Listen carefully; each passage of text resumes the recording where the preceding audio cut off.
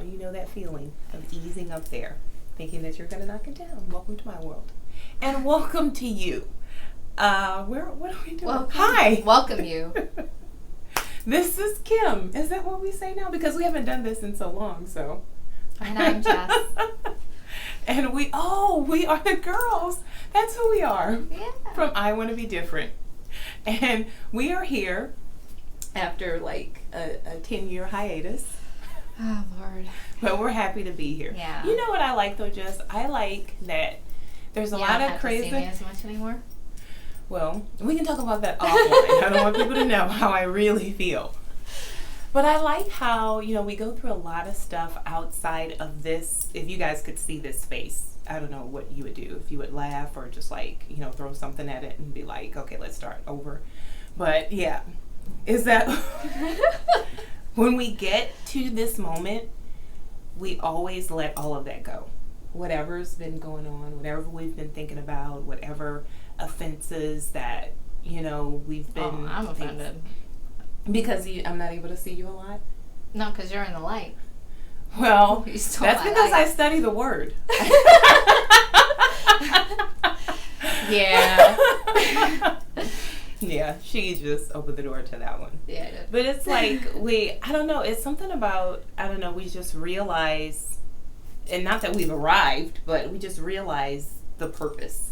And we know what God's called us to do. So, and even after we get up from here, we can go back to craziness, but still we know that in this moment, this is what God's calling us to do. Mm-hmm. And I think that's important in life, where we just know and honor God for His purpose and His calling that He has on our lives during a certain season. And we have to throw all of the other stuff out the window to serve Him. Yeah, parenting is a good example of that. Mm-hmm. If you need an example, I'm an example. Mm-hmm. Neater. Mm-hmm. You're the needy. I'm needy. So yeah, I would say Okay. that parenting is a good example of that, where we can get really a lot of crazy stuff going on, but sometimes we just got to focus in on our kids and what we need to be doing right now with them. So wherever they're at, Yeah. in their walk of life and their walk with God. That's good. That's a great example. Yeah. So that was just, that was free to you. Just something that... Her advice is free today. Tomorrow she'll be charging. It's pretty expensive stuff. That's right. Not paid yet, but you've warned me. Hey, that's right. So our weekend. Yes. This is what this is about today. We'll be just kind of motivating via our trial and tribulation. Yes. Hopefully we're able to laugh, and you can laugh with us, and then hopefully it just encourages you. That I always say, and I say it all the time, and I feel like people are like, you said that already, but I really do feel like I want you all to know that you're not alone in what you're going through, and that Kim's phone is on, but that that you're not alone. Mm-hmm. Yeah. Oh, for the love of the Lord. And somebody probably texted. Is he texting us about this? Right, yes. Okay. He's going to be on the show. You know who you are. That's right. No need to name names. So, yeah, just that, because I know sometimes I feel like, man, this is so hard, and gosh, the devil can just, the enemy can just come against you and make you feel isolated in what you're going through. But you are not. Know that we're going through it too. Yes, so we are. Or some form of it. Mm-hmm. We all go through a little bit different stuff. But my weekend, Saturday, it was like a whole, I don't know if you guys are doing this right now, but it's a whole fall type of time. And so the pumpkin carving, the spiced tea, the chili, all that, is like all broken out. So we actually were invited by a coworker to come over, and she prepared and opened her home to our department here, and so that was really great. It's really awesome. I don't think I appreciate it enough, but when you work with godly, just nice people, it really is. Maybe I take it for granted too much, but it is really a blessing. We do. And so that was really great. Yeah. I mean, she is just. They just really did an awesome job. From the decorations to the food, everything was just really amazing. So it was really nice, and the kids got to have a great time with another group of kids, and so it's just good. That was good. Yeah. So we had a good time of food and fellowship there, and then Sunday it was kind of more of the same, but we carved pumpkins, which is a family tradition which I started because I wanted to, because I like carving pumpkins, because I like to see them at the end, And but that's not an easy task, is it? I've never tried it, but I've always been intimidated by it. Yeah, I like it. Yeah, it's a challenge. But your brain is wired that way. It is. We used to do it. I remember having a friend. We used to do it, and it was just the best time of just really just sitting around, everybody just carving the pumpkins for you spend like an hour doing it and just talking. I just like to talk. Yeah. Who knew? Don't say anything. And so, whenever my family, I told my mom a few years back, I said, I really want to do this. So we would do like bonfires and things, and just, I love the idea of having a close family. And so sometimes it works and sometimes it doesn't, As in all things. As in all things. So Joel and I were the only two carving our pumpkins. Yeah. I guess everybody Joel else says if this is a tradition, then everybody's got to get on board. Everybody else doesn't think it's a tradition. No. Well, my brother gets mad because he can't carve his perfectly. And he's that probably going to get mad. Me. Don't be offended, Josh, because I just said that on air. That would probably be me, Josh. Next time, invite me, and then we'll just sit at the table and talk about your sister.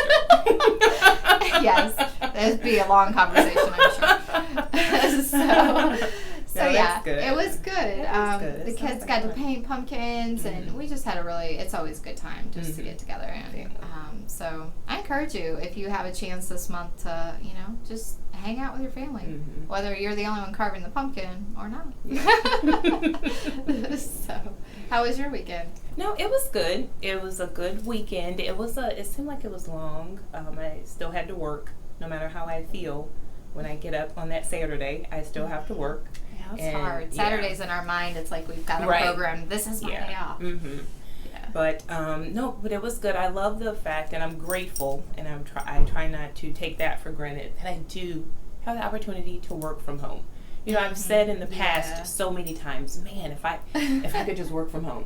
And now you're there. Exactly. So I'm like, I have to on purpose realize that it really is a blessing. My husband was out of town. He went out of town to help some family move back to St. Louis. Okay. So, and I missed him when he was gone. I don't know if I was just in the mood to miss him, and because sometimes you're just like, gone. Absence makes the heart grow fonder, and all of that. Yeah, and I don't know about all that fonder stuff. And so, but I did. I missed him. And I was hanging out with the girls, actually. They were at home with me while I was working. So my oldest always takes care of the youngest. But they fight the whole time. And then they'll love each other the second half of the time. So like love to fight. Yeah, there you go.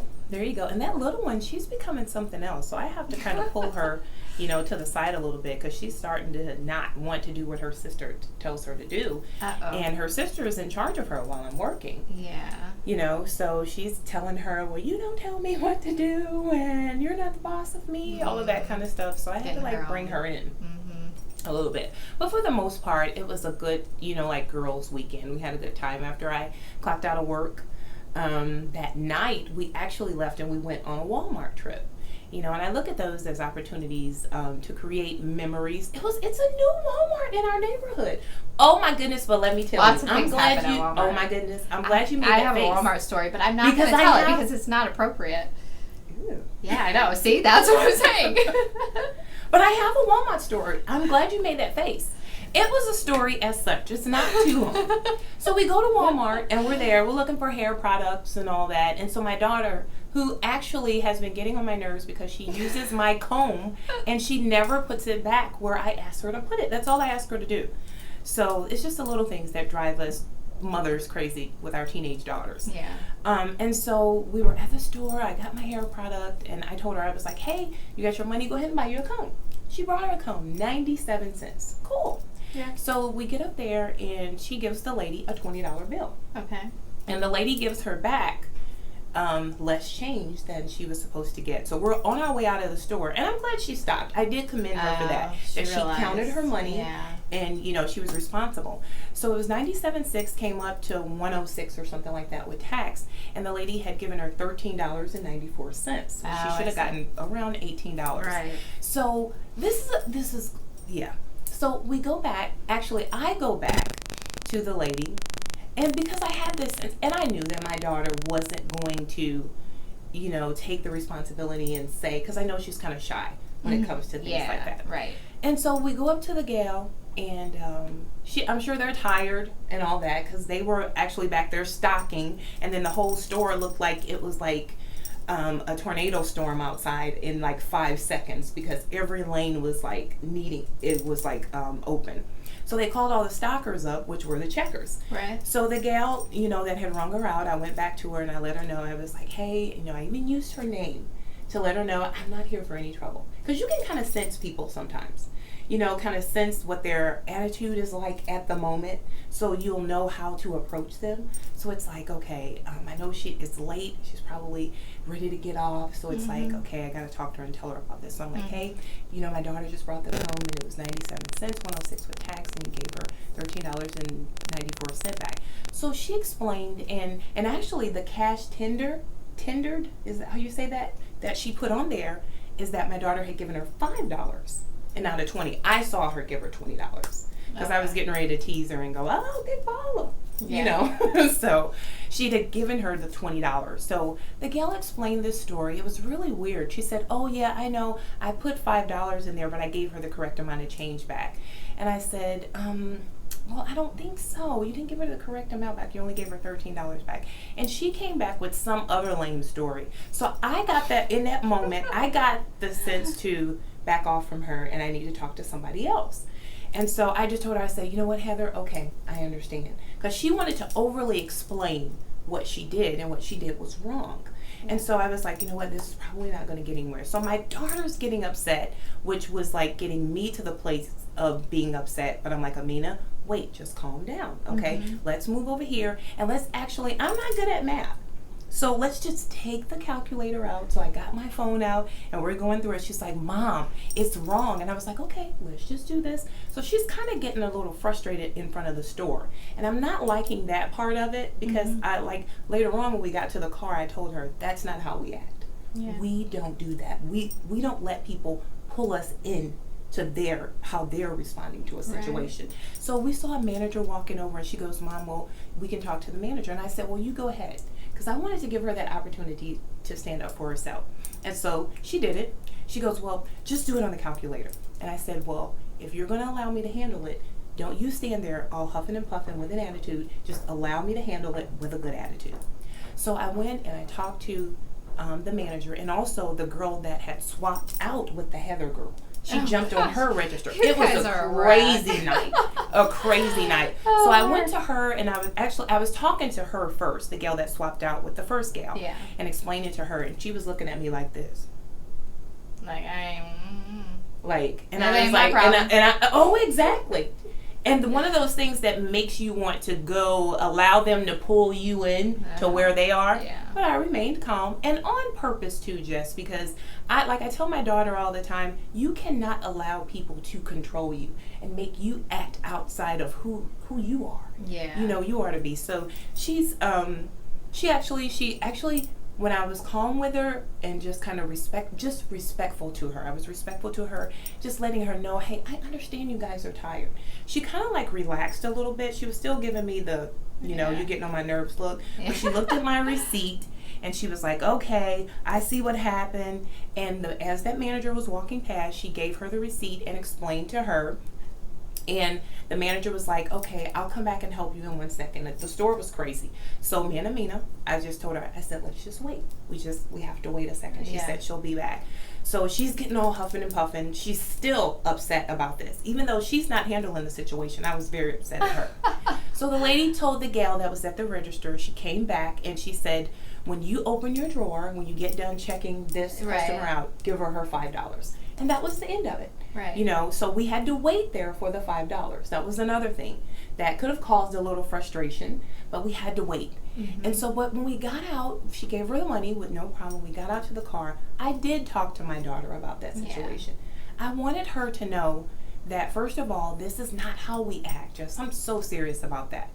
You know, there are people all over the store, and of course their eye is on us because there's some type of situation going on at the front of the store. And I think that's the message too that I would like to leave, because I see so many of these scenarios in Walmart stores. You know, people think Walmart is the place to just act out. Just be disrespectful. Exactly. And speaking of disrespectful, while we were in line, there was a man, he was getting upset because the lines were long and it was only 2 people up there. Okay, frustrating situation. Every word out of his mouth was a bleep, bleep, bleep. Mm-hmm. Oh, they need to get their bleep, bleep, bleep together. This shouldn't be. And in both him and his wife or his gal. Mm-hmm. You know, and not being judgmental. It just doesn't help the situation. There you go. It's not going to get, not like all of a sudden they're going to be like, oh, you're bleeping at me. Now I'm going to go bleeping faster. Right. No, it doesn't work that way. Right. So it's just creating, kind of like what you said, pulling into this, making that situation just bigger than what it should have been. Yes. Yeah. And I want to get the message out that Walmart is not the place for people to clown. No marketplace store is the place for people to clown, but I think that we as a people should be more in tune to our character when we are. Hey, I gotta agree with you. Seriously, you gotta prepare yourself. Christians, if you are, then if you go into Walmart, you better read the word. Come on, like for an hour before you go, because you're probably gonna need it. There's gonna be a long line. There's Y'all gonna think be somebody crazy, but I think this is some good advice, because people need help. There's no self-control over people's mouths these days, and the things that they're saying, and their kids are there, and all that. You know what? You know, this is no joke right now. I gotta go to Walmart. I'm not even kidding. Like, I couldn't make that up. I just realized that. Hey, this is probably preparing you, because there's probably going to be an incident where you're going to be like, okay, I have to practice what I preach. So, and that's what we're asking you in Walmart. Just please, people. Seriously. I mean, especially like just said, as Christians. Walmart's going to endorse our video after this too. Hey, I receive it in Jesus' name. Amen. Yes. So that I'm glad that was basically our weekend, me and the girls, and then to top that off, what we did, we had a nice little time on Sunday. We made this little quick sweets dish with chocolate morsels and peanut butter cup morsels and some marshmallows. I saw it on Facebook, and you just throw all that in a pan and put the marshmallows on top, put it in the oven, and you have your own s'mores thing. You take the graham crackers and just kind of scoop it in there and put the other one on top. Yeah. It was a mess. It was a hot mess after. It was, but we just did that. Just created a memory. That's all. Yeah. My husband came back Sunday, and all was well. We started to drive him crazy immediately when he walked in the door, and so that's the life he has right now. But that was about it. It was good. It was exciting. It was just a lot of stuff to put into practice, especially at Walmart. And then, with the girls too. Yeah, trying to deal with women and other women. That is women in Walmart. That's horrible. Coming up on the next I Want to Be Different, women and Walmart.